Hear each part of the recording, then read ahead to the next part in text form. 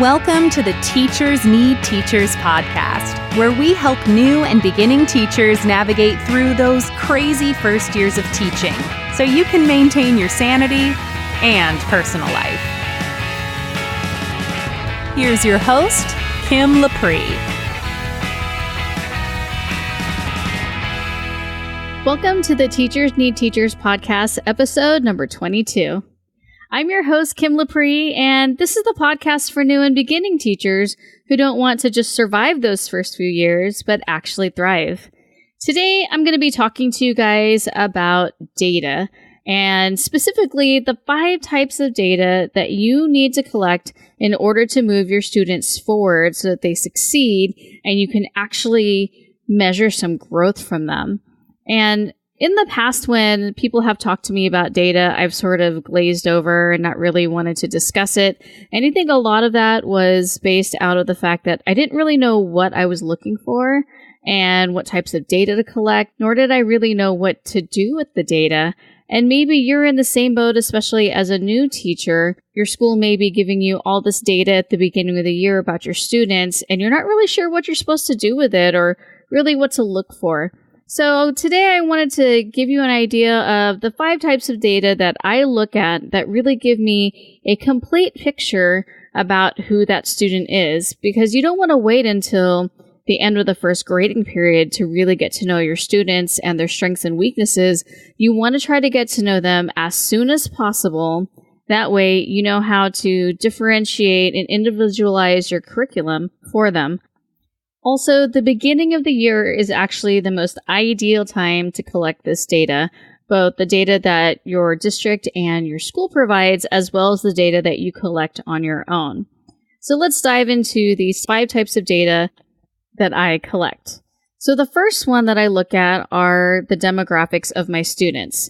So at your school, there's going to be some sort of student information system, or they call it an SIS, that basically collects information about the students, such as their address, other contact information with their guardians, the language spoken at home, if they're an English language learner, if they have medical alerts, if they have an individualized education program, and whether or not they qualify for free and reduced lunch. So when I'm looking at this data, it tells me a few things, such as the fact that I need to be aware of students with medical alerts so that I'm not thrown off guard during an incident, and so that I can at least mentally have a plan of action in case of emergency. So even something like if they have asthma and they need to use an inhaler, or I've had students who sometimes get seizures, so it's something that I like to be aware of, and I like to know how the parents handle that when something like that comes along. If my students have an IEP, that's actually really important for me to know because I have a co-teacher. But in other situations, sometimes you have students with an IEP and you have a resource specialist come in and check with them during the day. But either way, it's really important to read that document so that you know what kind of accommodations you need to make for them. And also it helps you in terms of scaffolding or any other needs that they may have in terms of learning. Now, knowing who my ELs are also helps me to create EL and language-specific scaffolds and supports for those students. And, in general, that's just good teaching to have those types of supports. But if I have a class that doesn't have any ELs, then I don't necessarily need to do that kind of scaffolding for them. So it's just good for me to know. Also, I can see if any of my students are in a home where no English is spoken and prepare myself if I need to have a translator to call home. I've had that happen quite a few times because I don't speak Spanish, and it's actually pretty easy for me to find someone to fill that role and help me communicate with the parents. So it's just something that I like to know ahead of time. And finally, students on free and reduced lunch, they may or may not be able to acquire all of the materials for my class. So I want to be able to properly prepare for that. So even before I see my students, I have access to their demographic data, and I make it a point to always check that while I'm also just checking my rosters in general. So the second really important type of data that I look at are individualized education programs, or IEPs, as well as 504 plans. So I did already mention IEPs, and it's important to have actual copies of them on hand. And you definitely want to know if you have students with IEPs. Now, I used to receive paper copies of these, but now we use this online system. It's called SACE, I think, Special Education Information System. And so I receive them via PDF, which is actually really convenient because I can access them anytime. Either way, it's important to refer to it often because you need to ensure that, the student is progressing towards whatever his or her goals are in your particular subject area. So when I'm looking at an IEP, I look at what their particular disability is. I look at their goals for my particular subject area. So a lot of times they're reading and or writing goals. And then I also look at the types of accommodations, such as sometimes they need extra time or they need to use speech to text, things like that. So I look thoroughly at this document, and I also reach out to their case carrier to find out if there's anything else that I need to know. So that's important to know who the special ed person in your school is and who the case carriers are and who handles that. Another reason why you want to keep in contact with their case carrier is when the student has their annual IEP, the case carrier is going to be asking for information from you, such as how they're doing in your class and how they're progressing on their goals. And it's really important to be able to speak confidently on that. So I also like to keep work samples for those students so that they can be referred to during an IEP. If you're not familiar or aware of a specific disability and its characteristics, it's actually pretty easy to mistaken any type of distracted behavior as being off task, or if they're unwilling to work, they can come off as lazy or defiant. So it's really important to know ahead of time if they have any IEPs so that you can translate that behavior into something more than that. Similarly, you also want to know if you have any 504s. Now, these are similar to IEPs, although they're not. IEPs entitle a student by law to specialized instruction and services, whereas a 504, they have a disability, but they receive accommodations to ensure their success. So one of them receives more help from the school than the other. So it's still important to be aware of both of those, not to mix them up, because with the IEP, that one usually stems all the way from elementary school, and it's something that's tracked regularly, whereas I've had in my experience with 504s, it just really depends on the setting, it depends on the class. They're not as in-depth as an IEP, but you still need to help the students in terms of their accommodations. So for me, typically it's been physical accommodations such as preferential seating. They're going to need instructions repeated, some extra time for assignments. Sometimes they have to sit closer to the board. Now, it's really important that you know that both of these are legal documents. So as their teacher, you can't just kind of gloss over them and not pay attention to them. You are held accountable as their teacher on record to uphold these documents. So if they're supposed to have accommodations, you need to give them those accommodations. It's the law. And actually, it's not uncommon for a parent to take some kind of legal action or complain that you're not meeting the accommodations listed in their IEP or 504. So you just want to make sure that you pay attention to those ahead of time and that you plan for them accordingly. So the next type of data you may think only applies to English teachers, but it doesn't, and that is Lexile Scores. Obviously, as an English teacher, this is important to me because Lexile Scores basically tell us about a student's reading level, where they're at. And that's really important when I'm teaching reading and writing. But as a non-English teacher, you want to know a student's Lexile level because it also tells you their ability to read your textbook. So literacy is everybody's responsibility, because if a student can't read, or if you're teaching 7th grade and a student is reading at a 4th grade level, there is no way that they are going to be able to really comprehend a 7th grade social studies textbook. they're not going to be able to decode and put all of those words together in a way that they can use it in a useful manner or use it as evidence for any type of writing in your class. So it's important to look at the Lexile levels of the students in your class. I mean, let's think about subjects like math or science where it's very vocabulary heavy. And if a student is reading far below grade level and you want them to memorize these terms and use them in academic discussions in your class, knowing their Lexile levels can also inform you on what type of scaffolding you're going to have to give them on those vocabulary words. Because remember, if they're struggling to read at grade level, they're also going to have a hard time using that higher academic language in your subject area. I also like to take a look at their standardized test scores when I finally get them. Now, I don't put too much stock into these because it is the state test.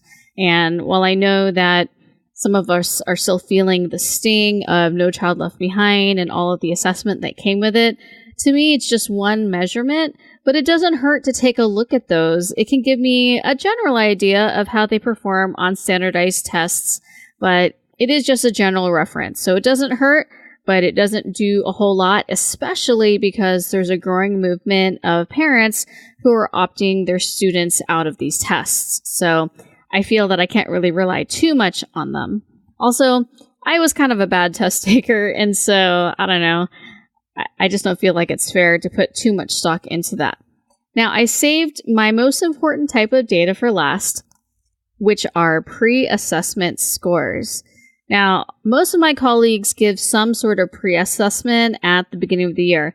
And the point of this is to determine the skills and knowledge that students are coming with. The reason why it's so important for me to know this information is because I need to know how my students write so that I can sort of figure out what they need to know, what is my launching point, so that I can differentiate the curriculum for them. So if my students are already on their way to hitting those 7th grade standards, especially like I have an accelerated class, then I don't necessarily need to start from square one. Whereas if I have students who are still writing very basic and don't know how to extrapolate evidence from a text and they're just basically retelling or summarizing, then I need to start from the basics and build up. So using that pre-assessment data really drives my instruction right from the start. What I typically like to do is I like to slowly start in the beginning and really make sure that students have this foundational knowledge that they need to be good writers. That way, later on in the semester and the year, I can move faster and I can have them do more complicated and more fun and relevant activities. For my class, a particular pre-assessment that I give is a form of writing. First, we read a text together as a class and we discuss it in groups. And the reason why I don't have the students read it on their own is because at this point, I already have their Lexile level. So I don't want to assess whether or not they can read this text. I want to assess how they write. And if they can't even get past the reading part, then I know that their writing isn't really going to reflect their abilities. So you read it together, we comprehend it, we deconstruct it. I make sure that they really have wrapped their brain around a particular text. I've even had them look for evidence together when they look at a prompt, and then they write it individually. And regardless of how much help I give them with reading, I can really tell their writing levels by that point because they know what evidence they want to use, and then I can see what types of transitions they use, how they explain their evidence, etc. So using that data, I'll track it in my gradebook. I actually don't count it on their grade because it's just a pre-assessment. From there, I look at the trends in their writing and I only assess 4 different standards and skills on there. And from there, I know how to teach those 4 skills. So pre-assessment is definitely a priority for me in the beginning of the year because I want that baseline data right away.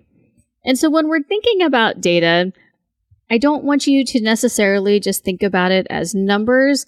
You want to think of collecting data so that you can move each student individually forward. And I like to think of it sort of like losing weight. I love to use this analogy So when you go on a weight loss program, you know that you need to take measurements when you start so that you know whether or not you're losing weight. I'm sure that you weigh yourself. You might take measurements with a fabric tape measure so that you know whether or not only have you lost pounds, but you've also lost inches. And then from there, you come up with a program. You decide, how many pounds or inches do I need to lose? How am I going to change my eating? How am I going to change my exercise plan? So it's kind of like with data with students. So you're taking all of these measurements now so that you know where to move from there. How are you going to know how much they need to progress, how far below grade level they are so that you can bump them up? So I really actually like to use data to drive my teaching decisions at every single point. So when I remeasure them or I reassess them later on a particular skill, if they're still not moving in the way that I want, then I make sure that I spiral or reteach those skills again with a different activity until they've reached the point where I'm satisfied. So if you're not just handed this data at the beginning of the school year, here's where you can find it. Number one, you need to figure out how to access your student information system. Pretty much every teacher has access to that for their student. So learn how to use that if you don't already know how. You can also look at their cumulative files or CUM files. So if your SIS, Student Information System, doesn't provide all of the information you need, then you might have to go into their individual CUM files. And this can help in situations like if a student is in foster care or designated as homeless, and it'll give you an understanding of why he or she shows up without their homework done, or maybe they don't have their binder or a pencil. So, you don't necessarily need to wade into all of your students' files, but a lot of times there are students that are red flags and you want more information so that you can figure out how to help them. Also, you want to talk to your site integrated services or intervention specialist. So basically, this is someone who figures out how to spend state and federal money. You might have a different name for them, but basically they're the ones in charge of also knowing all of this demographic data and coming up with services to help those in need. So you can talk to them about the different types of services that your school offers so that you can maybe refer students if you feel like they've gone under the radar or maybe they're red flags for you. These people are a tremendous resource, and so you want to forego a relationship with them and let them know that their work is valuable because they really do help you out with serving your students who are in need. You also want to talk to your special education teachers and the case carriers, obviously for knowing about students' disabilities and their IEPs and 504s. So I've befriended special ed teachers early on. I have a lot of respect for what they do, and they have so much knowledge on these different disabilities that students have. And everything I know about differentiation and scaffolding, I learned from special ed teachers. So you want to be sure to reach out to them and ask them not only like, okay, what does this particular disability mean? What does it look like? And what can I do for them so that they can succeed and not be frustrated? These students already know they have a disability, so we want to make sure that they feel like they're growing and learning and are a part of your classroom just like everybody else. And like I mentioned before, you want to make sure that you're working with the case carriers and the special ed department because they need to track the progress of these students on their caseload.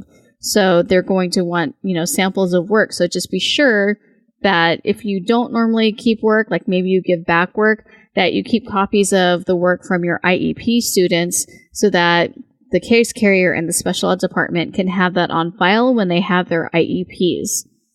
You can also go to the school counselors. They are privy to so much information that they don't always disseminate to teachers, a lot of times for privacy reasons. So if there is a student on your radar, be sure to reach out to the counselors for more insight. They can't always give you sensitive information on paper or via email, but they can have a conversation with you about it. Or maybe someone isn't even on their radar, and now that you brought it up, they'll look into it and maybe even talk to the parent or guardian on that. So I would definitely keep in touch with school counselors, especially for students that, have some behaviors like maybe they are wearing the same clothes multiple days in a row, or they're falling asleep in your class, or they seem more emotional or upset than normal. So have a good rapport with them and don't be afraid to reach out. Now, I know I just told you a lot, and it's really important to collect all of this data, but if you're kind of overwhelmed and don't know where to start, don't worry, I've got you covered.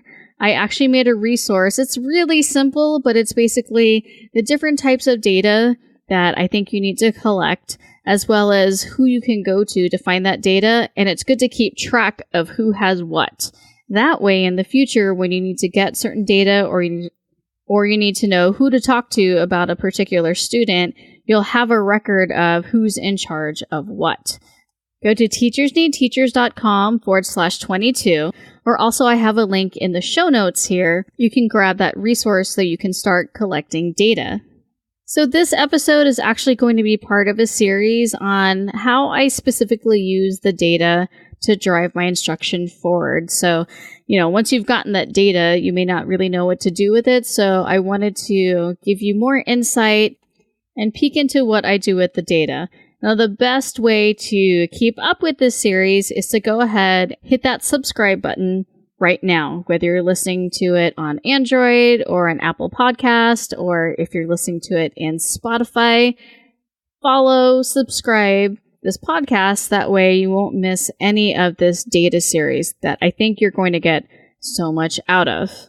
And if you're enjoying this podcast and you want to support it, the best thing and easiest thing that you could do is leave a rating and review.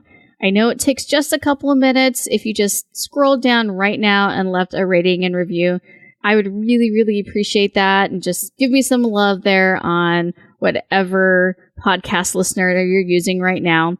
And I don't know if you know that you can also listen to this podcast over at teachersneedteachers.com/podcast. That website has all of the podcast episodes that I've done so far, in addition to the show notes and the links. So if you're not really interested in listening on an app on your phone, you can just listen through the web and catch all of my episodes there. So thank you so much for taking the time to listen. And if you want to grab that resource, be sure to head over to teachersneedteachers.com/22 and sign up for that there. I hope you have a fabulous day and week. Thanks for listening to the Teachers Need Teachers podcast. Love this episode? Head over to Apple Podcast or Google Play to subscribe, rate, and leave a review.